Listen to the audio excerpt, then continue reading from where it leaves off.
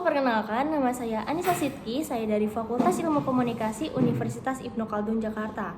Saat ini saya sedang berada di kawasan Yayasan Ksatria 51 Jakarta untuk mewawancarai warga sekolah terkait isu politik yang akan mendatang di Indonesia 2024 nanti. Oke, di sini saya sudah bersama salah satu pelatih serbadaya atau OSIS di Yayasan Ksatria 51 Jakarta. Oke, bersama dengan kakak siapa? Eliasa Bagus Irawan. Oke, Kak Eliasa. Kita panggilnya apa nih? Bisa Eliasa, bisa Bagus. Oke, Kak Bagus aja kali ya. Oke, Kak Bagus, sebelumnya udah tahu belum sih kalau di 2024 nanti akan ada pemilihan presiden? Tahu? Tahu. Dan Kak Bagus tahu nggak sih kalau misalnya Pak Jokowi ini tidak bisa lagi mencalonkan sebagai presiden di 2024 nanti? Tahu? Oke. Sebelumnya Kak Bagus mau lihat pemerintahan Jokowi nih. Menurut Kak Bagus, apa yang perlu dilanjutkan dalam pemerintahan selanjutnya? Yang jelas yang harus dilanjutkan program-program kerja dari Bapak Jokowi sih, supaya ya dari segi materi atau anggaran yang udah keluar tidak sia-sia. Dan itu kan pakai uang APBN, uang rakyat. Ya harusnya dilanjutkan program-program kerja yang sudah berjalan, contohnya kayak IKN atau infrastruktur yang lain harusnya dilanjutkan biar nggak sia-sia APBN. Oke Kak, kan pemerintahan tidak ada yang sempurna 100%. Menurut Kak Bagus, sebagai pembelajaran kedepannya, apa sih yang perlu ditambahkan atau yang belum ada di pemerintahan Pak Jokowi sebelumnya? Lebih diperhatikan lagi sih untuk dunia pendidikan ya, karena kan saya kan juga melatih OSIS di sekolah.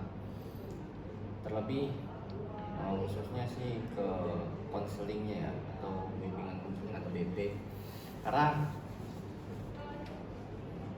pada saat zaman Jokowi 2 periode, concernnya itu saya mengkritiknya di bimbingan konselingnya itu orang yang bermasalah baru dipanggil ke ruang BP, ke ruang BK.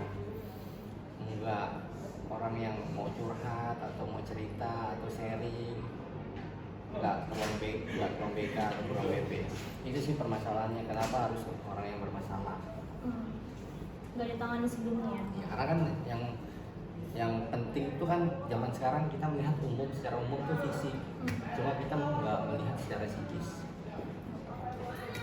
Dan menurut Kak Bagus nih, penting nggak sih seorang presiden terlihat lebih merakyat, lebih gagah, atau presiden yang cerdas?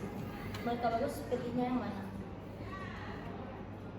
Saya kalau nggak dari situ boleh nggak? Boleh. Saya lebih suka orang yang jujur. Kalau orang cerdas, gagah, terus apa lagi? Cerdas, gagah, dan merakyat. Dan merakyat itu bisa dibuat, bisa dipelajari. Kalau jujur itu nggak bisa, karena itu jadi habit atau kebiasaan sehari-hari dari kecil. Kalau memang dilatih buat jujur, pasti kedepannya besarnya pasti akan jujur. Karena di Indonesia orang jujur itu langka. Kalau udah langka, maka jadilah salah satunya. Berarti ini salah satu kriteria presiden Kak Bagus ke depannya ya? Ada nggak sih sosok atau tokoh yang memiliki kriteria sesuai dengan yang Kak Bagus harapkan? Untuk jadi presiden? Iya. Tokohnya untuk menjadi presiden? Iya.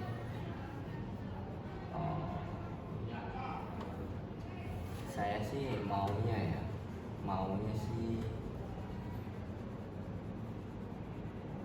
mantan Kapolri gitu, karena dia. Oke, kita berpindah dulu ya Kak ke partai. Menurut Kak Bagus, Indonesia lebih baik dipimpin oleh partai apa sih Kak? Sebenarnya sih saya kurang setuju kalau harus dipimpin dari partai. Rasanya? Partai menguasai negara itu menurut saya kurang setuju. Karena orang yang nggak berpartai tapi dia punya kompetensi yang pantas untuk jadi presiden, berarti nggak bisa untuk mencalonkan presiden.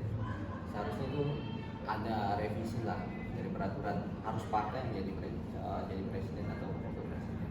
Karena keterbatasan itu mungkin yang membuat pola-pola pikir kita masih monoton, masih stuck, belum berkembang. Jadi harusnya jadi partai biar jadi presiden. Pertanyaan terakhir ya Kak, untuk harapan ke depan nih, Kakak tuh pengen pemerintah tuh apa sih di 2024? Harapannya di 2024? Ya kalau 2024 sih berharap sih ya politik tuh pasti complicated, sangat-sangat nggak bisa ditebak. Saya sih berharap politik pemilihan presiden itu berjalan dengan lancar tanpa adanya apa ya seperti hal-hal yang sebelumnya terjadi lah, sampai ada kerusuhan, sampai konflik tentang agama. Dan saya kurang suka sebenarnya kalau agama dijadikan alat untuk berpolitik sebagai tameng ya. Baik, di sini saya sudah bersama dengan salah satu murid di Yayasan Kesatria 51 Jakarta. Dengan siapa? Iya. Oke, Dila. Dila sebelumnya udah tahu belum sih kalau 2024 nanti udah ada pemilihan presiden? Udah tahu. Dan Dila tuh udah tahu belum sih kalau misalnya di 2024 nanti Pak Jokowi tuh udah nggak bisa mencalonkan sebagai presiden? Iya, karena dia udah 2 periode. Oh, udah tahu ya. Dan melihat pemerintahan Jokowi nih, menurut Dila program apa sih yang perlu dilanjutkan? Mungkin lebih ke transportasi umumnya ya. Kan banyak tuh yang terhambat kayak MRT, LRT-nya. LRT juga belum ini kan, belum peresmian. Jadi mungkin itu yang harus Lanjut. Berarti lebih diperbaiki di transportasi. Kan pemerintahan ini nggak sempurna 100% ya nih. Sebagai pembelajaran kedepannya nih, apa sih yang perlu ditambahkan atau yang belum ada di pemerintahan Pak Jokowi sebelumnya menurut Dila? lebih ke struktural, pertama transportasi, terus kedua ke sumber dayanya kayak sumber daya manusianya, terus juga alam-alamnya juga mungkin lebih dihijaukan lagi gitu. Karena di Jakarta ini kan lumayan berkurang juga ya. Polusinya udah Iya, sama. polusinya Selanjutnya, mana sih yang lebih penting menurut Dila ya? Presiden yang tampak merayat, presiden yang gagah, atau presiden yang cerdas? mereka Kenapa? biar lebih bisa mendengar apa yang mau rakyat. Lebih dekat dengan rakyat. Lalu kriteria seorang presiden apa sih yang menurut Dila tuh yang Dila harapkan? Mungkin kayak Pak dia dulu, Kenapa? karena dia lebih tahu gitu rakyat-rakyatnya, terus dia juga mengikuti perkembangan zaman juga, jadi itu lumayan membantu gitu. Lalu ada nggak sih sosok tokoh yang memiliki kriteria sesuai harapan Dila? Tadi Pak Pak Sandiaga Sandiaga. ya. Lalu Indonesia kan lebih banyak partainya ya. Menurut Dila lebih baik dipimpin oleh partai apa? Lebih enggak dari partai sih. Karena Kenapa? biasanya kalau dari partai itu mereka suka semaunya gitu. Oh ya udah kan dari partai nih, jadi ya udah gampang gitu. Jadi menurut Dila mending nggak ada partai. Tenang sendiri aja. Lalu harapan apa sih terhadap pemerintah di 2024 menurut Dila? Biar lebih merakyat aja sih, dan lebih mendengar apa maunya rakyat dan apa yang dibutuhkan rakyat. Lebih dekat dengan rakyat. Oke, di sini saya sudah bersama dengan salah satu guru bahasa Indonesia di SMK Kesatria 51 Jakarta. Dengan Ibu siapa? Saya Ibu Nining Budi Utami. Oke, Ibu Nining. Ibu Nining, saya mau bertanya nih. Ibu Nining udah tahu belum sih kalau 2024 nanti akan ada pemilihan presiden? Kebetulan sudah tahu. Udah tahu. Dan Ibu Nining tuh udah tahu belum sih kalau Pak Jokowi sudah tidak bisa mencalonkan sebagai presiden lagi? Sudah tahu karena memang masnya 2 periode ya. Melihat pemerintahan Jokowi nih Bu, menurut Ibu program apa yang perlu dilanjutkan ke depannya?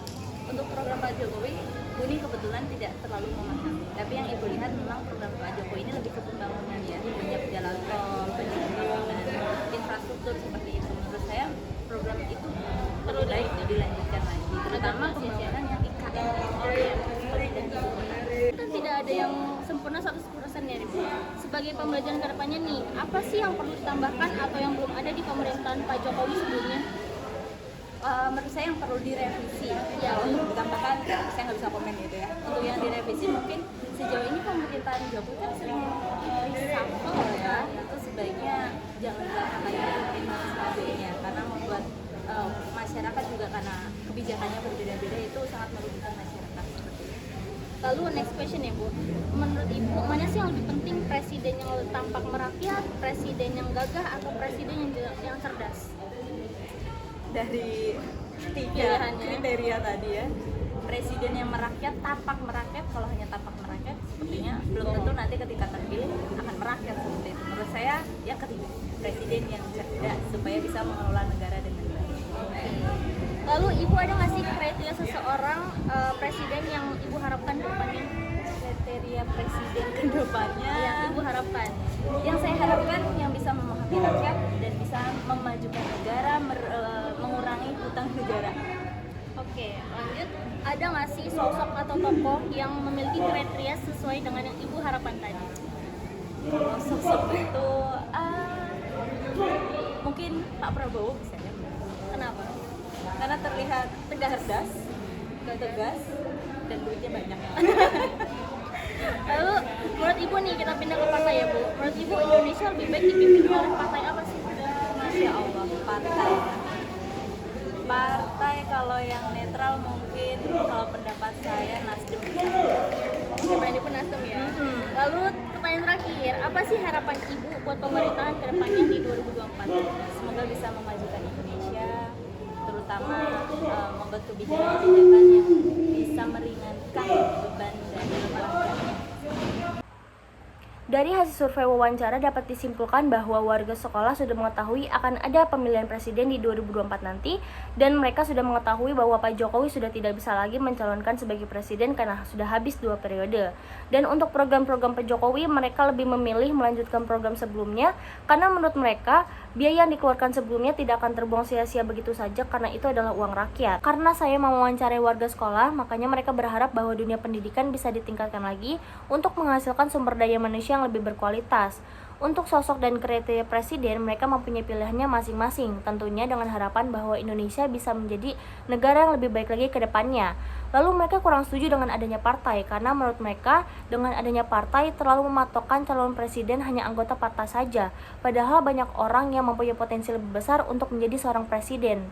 Dan harapan untuk pemerintah ke depannya yaitu tidak ada lagi konflik tentang agama yang dijadikan sebagai tameng, lalu bisa memajukan negara Indonesia menjadi lebih baik lagi dengan presiden yang mendengar suara rakyat. Sekian hasil survei wawancara saya, terima kasih.